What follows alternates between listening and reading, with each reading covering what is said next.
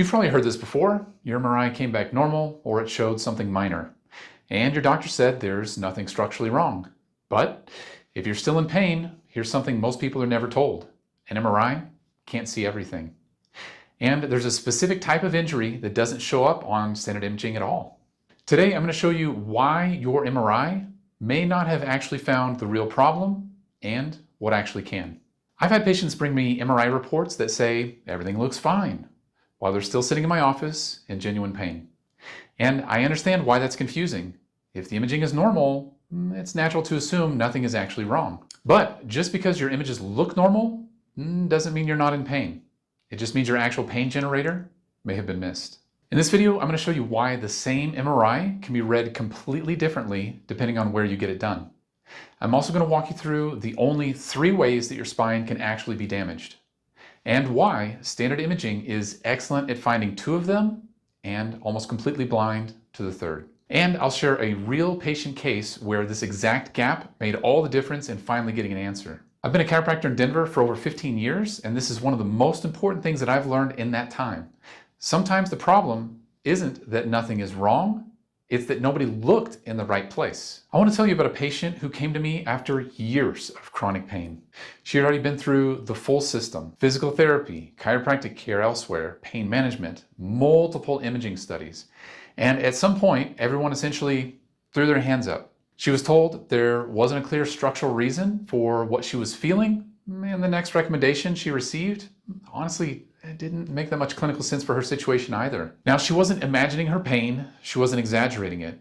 She simply hadn't had the right question asked of her spine yet. So we got updated imaging done, specific stress views that most providers never order, and we ran specialized analysis that most offices don't have access to. What we found were 2 specific areas of spinal instability: not a herniated disc, not a fracture, excessive motion, the one type of spinal injury that standard imaging is genuinely bad at detecting. For the first time in years, she had an actual answer.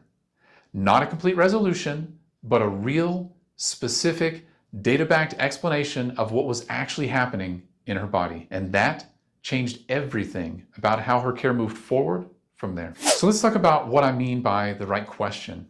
There are only 3 ways that your spine can actually sustain a structural injury: a fracture, excessive motion, meaning damage to the ligaments that hold your spine together so it can't fully maintain its position under normal load, and a disc herniation. Standard imaging, X-rays, MRIs, done in a normal resting position, is genuinely good at spotting 2 of these. A fracture usually shows up clearly. A disc herniation is often visible too, though not always as significant as it looks, since disc changes are extremely common, even in people with no pain at all. But that middle one, excessive motion caused by ligament damage, it's different. And it deserves real attention because it's the one that gets missed most often. Your ligaments are what hold each segment of your spine in its proper position. When they're damaged, the spine can no longer maintain their position reliably under normal movement and load, meaning a vertebra can shift too far in one direction or rotate more than it should in a way that irritates nerves, joints, or the spinal cord itself. And critically, if imaging is done with you lying still in a neutral position, you're not actually testing whether your spine holds together properly under real movement. You're just taking a snapshot of a spine that isn't moving. And I want to be perfectly clear about something. This isn't a knock on other doctors or a sign that anyone did something wrong. Most medical training is built around identifying what can be seen, such as like a fracture on an X-ray, a herniation on an MRI, and those are visualized injuries.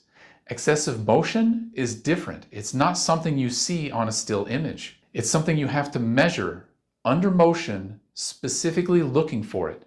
If nobody was looking for it, it's not because they missed something obvious, it's because it was never part of the picture that they were trained to look at. Here's something that surprises most people. If you took the exact same MRI to 10 different imaging centers, you could get back 10 different reports. Different language, different findings emphasized, sometimes genuinely different conclusions about what's significant and what isn't. MRI interpretation involves real clinical judgment, not just a machine spitting out an objective answer. 2 radiologists can look at the same images and describe them differently, especially when it comes to subtle findings or borderline cases. Now, maybe your MRI came back completely normal and you were told there's nothing structurally wrong.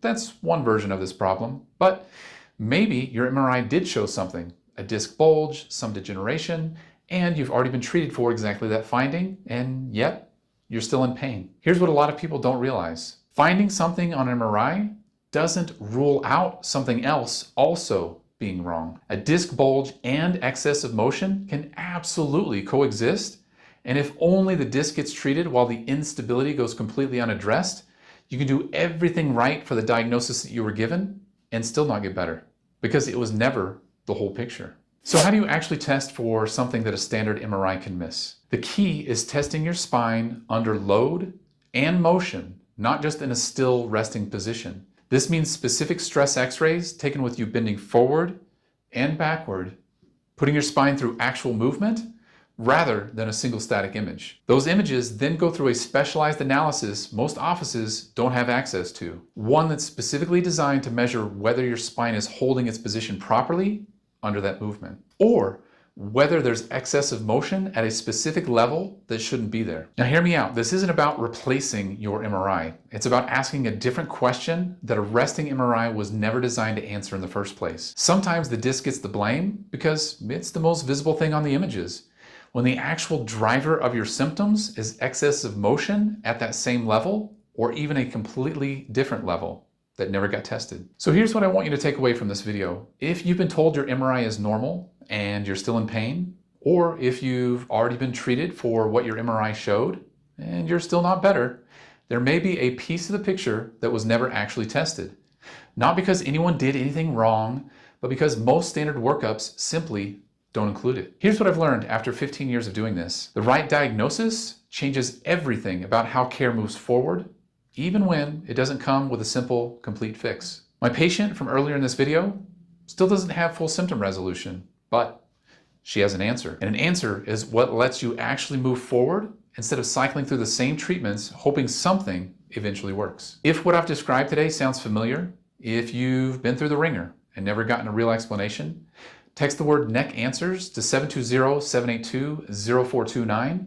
Tell me a little bit about your situation, and I'll personally get back to you and let you know if there's something that might be worth a closer look. If this helps you make sense of something you've been dealing with, I think you'll get a lot out of this next video too.